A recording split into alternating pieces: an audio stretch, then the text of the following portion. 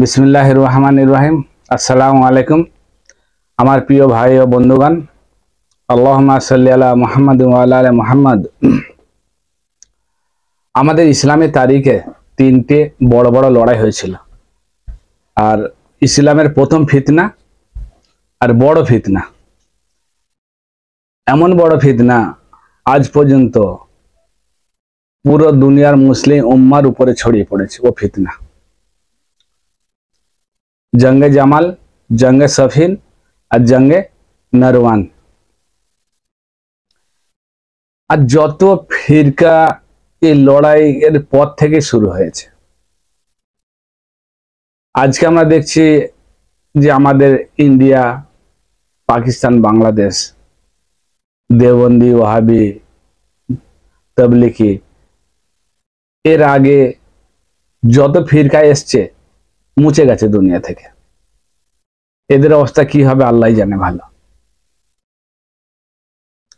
যাই হোক, আর আমরা আলোচনা করব হাদিস থেকে।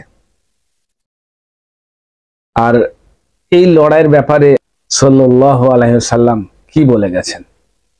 আর এই লড়াই আমাদের ইমানের হিস্সা। কিয়ামতের দিনে জিজ্ঞাসা করা হবে তোমরা কার সঙ্গে ছিলে।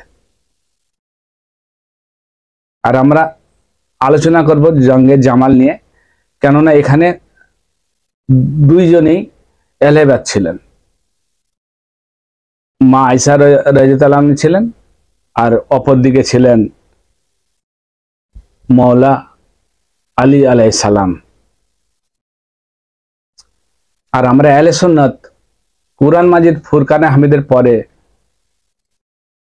সব থেকে বেশি আমরা ফলো করি সহিহ বুখারী আর সহিহ মুসলিম। সহিহ বুখারীর ওস্তাদ ছিলেন ইমাম আহমেদ হাম্বল।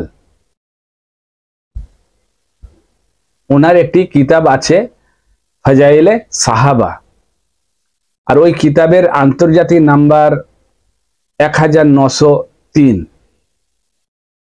ওই কিতাবে দুটো হাদিস আছে। ওর আন্তর্জাতিক নাম্বার অনুযায়ী 932 আর 920। আর এটা মওলা আলীর কল। মওলা আলী বলছেন, ওই জাতের কসম যিনি একটি ছোট্ট দানা ফেড়ে একটি বড় গাছে পরিণত করে। তারপরে বলছেন, আমাকে উপলক্ষ করে দুটি গ্রহ গুমরা হবে। একটি আমাকে ভালোবেসে, যে ভালোবাসার কোনো সীমা নেই, আর একটি আমার উপরে দুশ্মনী করে, হিংসা করে। আরেকটি রিওয়ায়াতে বলছেন, আমাকে উপলক্ষ করে দুটি গ্রহ দোজখে যাবে। একটি আমাকে ভালোবেসে, যে ভালোবাসার কোনো সীমা নেই, আর একটি আমার উপরে দুশ্মনী করে, শত্রুতা করে। আর এই যে দুশ্মনী করে যেটা যাবে, সেটা আমাদের আহলে সুন্নতের যত ফিরকা আছে ওর মধ্যে ঢুকে আছে। ওকে বলা হয় নাসবি। আর যেটা ভালোবেসে যাবে দোজখে, যে ভালোবাসার কোনো সীমা নেই, ওটা হচ্ছে আহলে তাশয়্যুর ভিতরে ঢুকে আছে রাফদি। তো আমাদেরকে এই দুটো গ্রহ থেকে বাঁচতে হবে। এবারে আমাদেরকে দেখতে হবে কারা মওলা আলীর দুশ্মনী, মওলা আলীর খিলাফ বলে। আর আহলে তাশয়্যুকে দেখতে হবে কারা মওলা আলীকে বেহিনতান ভালোবাসে, যে ভালোবাসার কোনো সীমা নেই। এর থেকে আর একটি মুহাদ্দিস খুবই বড় কাজ করে গেছে। উনি হচ্ছে ইমাম বুখারী আর ইমাম মুসলিমের দুজনেরই ওস্তাদ ছিলেন। ওনার নাম হচ্ছে ইমাম আবু বকর ইবনে আবি শৈবা। সহিহ মুসলিম যত হাদিস লিখেছেন, ওনার হাদিসে খালি 1500 হাদিস ইমাম আবি শৈবা উনি উনি রিবায়াত করেছেন। 1500 উনি একজন আকেলা রিবায়াত করেছেন। আর দুনিয়ার সব থেকে বড় কিতাব উনারি, আর এই কিতাবের নাম হচ্ছে মুসনাদে ইবনে আবি শৈবা। এই কিতাবে আন্তর্জাতিক নাম্বার অনুযায়ী 38,000 হাদিস আছে। আর এই কিতাবের শেষ চ্যাপ্টারে আছে জঙ্গে জামাল, জঙ্গে সফিন, জঙ্গে নরওয়ান, পুরো জঙ্গে জামাল কি কি হয়েছিল সব দেয়া আছে ওতে। আর আমরা আজকে জঙ্গে জামাল নিয়ে আলোচনা করব, কেন সব নিয়ে করতে গেলে খুবই লম্বা হয়ে যাবে। প্রথম হাদিস মুসনাদে ইমামে আহমেদ, ওর আন্তর্জাতিক নাম্বার 18,430, আর মিসকাত 5,378, সুনান আবু দাউদ 4,646, জামিয়া তিরমিজি 2,226। এই হাদিসগুলোই প্রায় একই রকম কথা বলা আছে। আর এটি রিওয়ায়াত করেছেন হুজাইব ইবনে ইয়ামার রাদিয়াল্লাহু আনহু। আরেকজন রিওয়ায়াত করেছেন সাইয়্যিদিনা সাফিনা রাদিয়াল্লাহু আনহু আলাইহিস সালাম। এইখানে রাসূল সাল্লাল্লাহু আলাইহি সাল্লাম বলছেন, আমার খিলাফত আলামিন হাজমিন নবুয়া, আমার নবুয়ের পর খিলাফত শুরু হবে আর 30 বছর থাকবে, তারপর কাঠ খানেওয়ালা মুলুক শুরু হবে। দেখেন এইখানে নবীজি বলছে আমার নবুয়তের পরে খিলাফত শুরু হবে, 30 বছর থাকবে, তারপর কাঠ খানেওয়ালা মুলুক শুরু হবে। আরেকটি রিওয়ায়াত বলছেন সাইয়্যিদিনা সাফিনা রাদিয়াল্লাহু আনহু, রাসূল সাল্লাল্লাহু আলাইহি সাল্লাম বলছেন আমার পর খিলাফত শুরু হবে আর 30 বছর থাকবে, তারপর কাঠ খানেওয়ালা বাদশাহী শুরু হয়ে যাবে, একই কথা। তো আবু দাউদ 6,646 বলছে সাফিনা রাদিয়াল্লাহু আনহু, এতে বলেন উনার তাবেকে বলছেন, নবী পাক সাল্লাল্লাহু আলাইহি ওয়াসাল্লাম খিলাফত 30 বছর থাকবে। তো সাফিনা রাদিয়াল্লাহু আনহু উনার তাবেকে বলছে, বেটা গুনে দেখ, আবু বকর 2 বছর, উমর 10 বছর, উসমান 12 বছর, আলী 6 বছর, 30 বছর, পুরো 30 বছর। আর মহলা আলী 6 বছর নাই, ওটা 5.5 বছর, 5.5 বছর পর উনি শহীদ হয়ে গিয়েছিলেন। তো হাসান ইবনে আলী अलैहिस सलाम उन्होंने खिलाफत उन्हीं खलीफा बेनेছিলেন। তো উনাকে উনার 6 মাস নিয়ে পুরো হচ্ছে 30 বছর। তারপর তাবে বলছে এই যে বনু জুরকা, বনু উমাইয়া, আর এই জুরকা আরবিতে বুলু চোখ, যাদের বিড়াল চোখ যারা, তাদের আর বলা হয় জুরকা, বিড়াল চোখ, মানে কাজ বিড়ালের মতো করে গেছে। তো বনু জুরকা, বনু উমাইয়া, আলে মারওয়ান, এরা তো বলে আলী আলাইহিস সালাম খলিফাই নয়। তাই এখানে আবু দাউদে বলছে আলী আলাইহিস সালাম, এখানে আবু দাউদে আছে আরবিতে আলী আলাইহিস সালাম, আর এখানে আমাদের মৌলানা মানে করেছি রাদিয়াল্লাহু তাআলা আনহু। 2 নম্বরই দেখেন কিরকম নাসবি ঢুকে রয়েছে। এইগুলোকে তো দুশ্মনী বলে।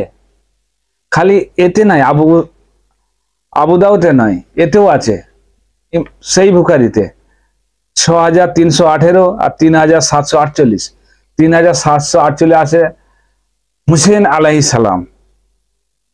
আর আমাদের মাওলানা করে রাদিয়াল্লাহু আনহু। আচ্ছা, যারা লিখেছে লিখেছে,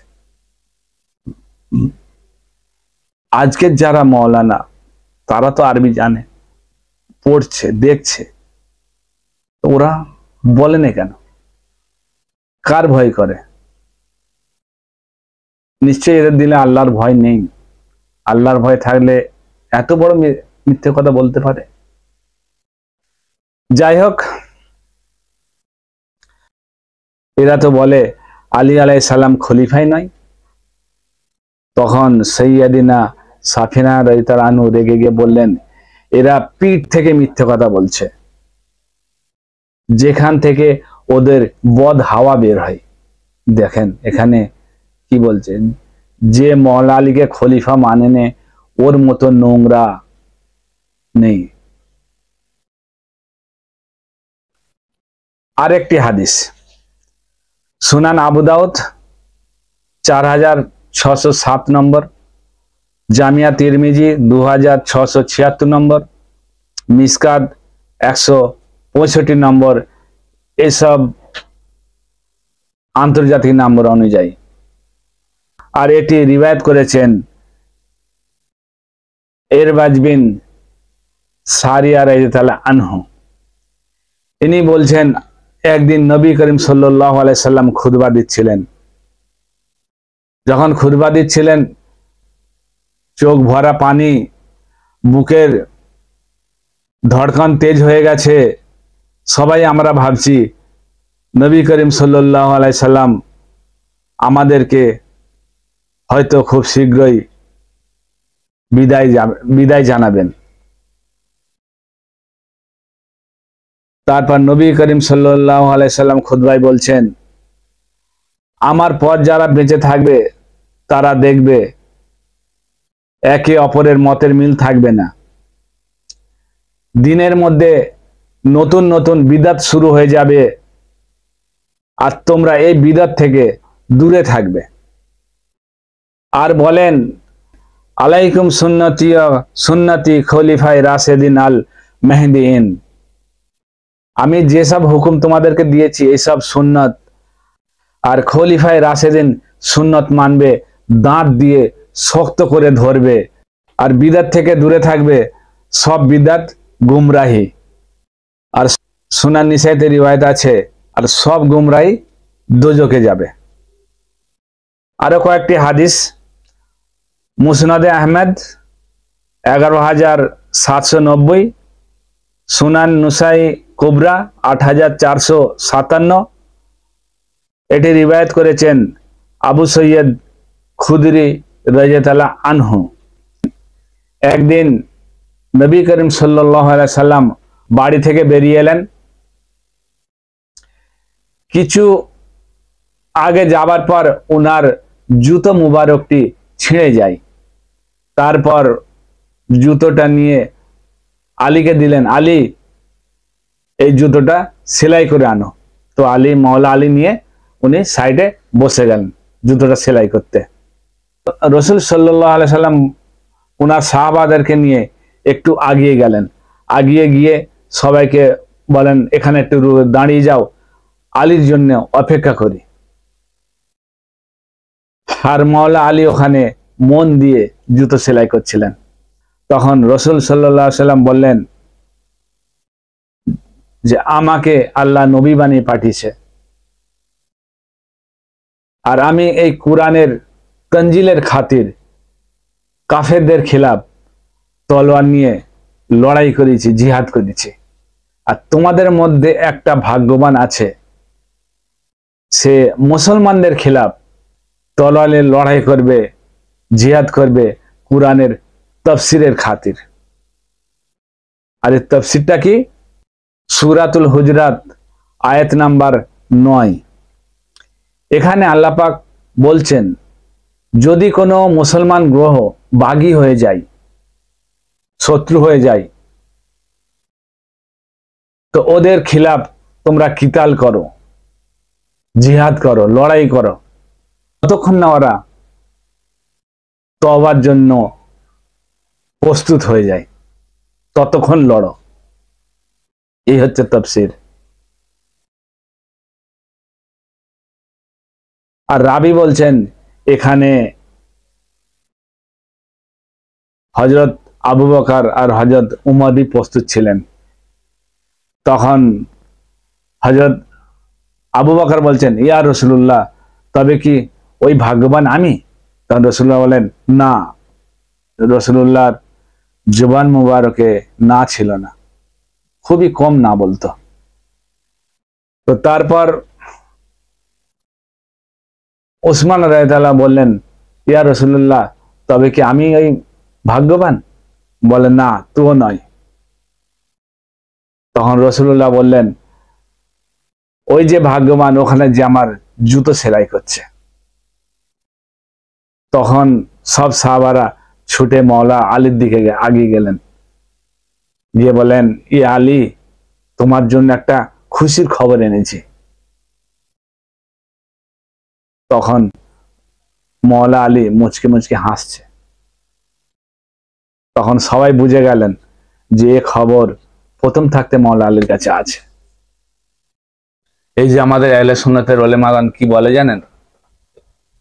এখানে বলে, আরে আলী তো আফসোস করতো, এই যে 3টে লড়াই হয়েছিল, উনি বলতেন এই লড়াইয়ের 20 বছর আগে যদি আমি মরে যেতাম, আল্লাহ পাক যদি আমাকে নিয়ে নিত, খুবই ভালো হতো।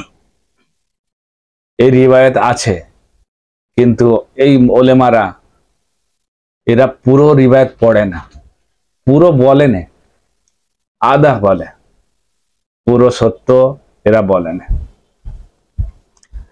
মাওলা আলী আফসোস করতো না, দুঃখ করত। কি জন্য জানেন? উনি ছোটবেলা থেকে 8 বছর থেকে উনি ইসলামের হয়ে লড়াই করে আসছে, জিহাদ করে আসছে। প্রথম নামাজি উনি, পুরুষের মধ্যে প্রথম ইসলাম কবুল করে উনি। আর রাসূল সাল্লাল্লাহু আলাইহি সাল্লামের কাছে উনি বড় ভাই। বদরের ম্যান অফ দ্য ম্যাচ কে ছিলেন? মাওলা আলী। তখন তো উমর ইসলামই কবুল করেনি। নবুয়তের এলানের পর 7 বছর পর ইসলাম কবুল করেছিল। তো মাওলা আলী ইসলামকে 0 থেকে একদম বড় হতে দেখেছে। আর উনি জিহাদ করেছে সারা জীবন। ওই সব দুঃখ যে ইসলাম এত বড় হয়ে গেল, তারপরে ইসলামের মধ্যে এই ফিতনা শুরু হচ্ছে। ফিতনা শুরু কে করেছে? বনু উমাইয়ার গভর্নর। আর আজ এখনকার আমাদের ওলেমাগণ সব বনু উমাইয়ারই চাকরি করছে।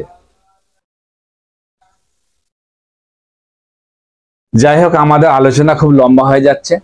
তো এটা এর পরে যেসব হাদিসগুলো আছে খুবই ক্রিটিক্যাল, খুবই গুরুত্বপূর্ণ, খুবই ডেঞ্জার হাদিস। তো আমাদের আলোচনা খুবই লম্বা হয়ে গেছে, এটা 2টো খণ্ডে বানিয়ে নেবে। তো আল্লাহ আমাদেরকে হক বলার, হক শোনার, হক আমল করার তৌফিক দান করুক। আল্লাহ হাফেজ।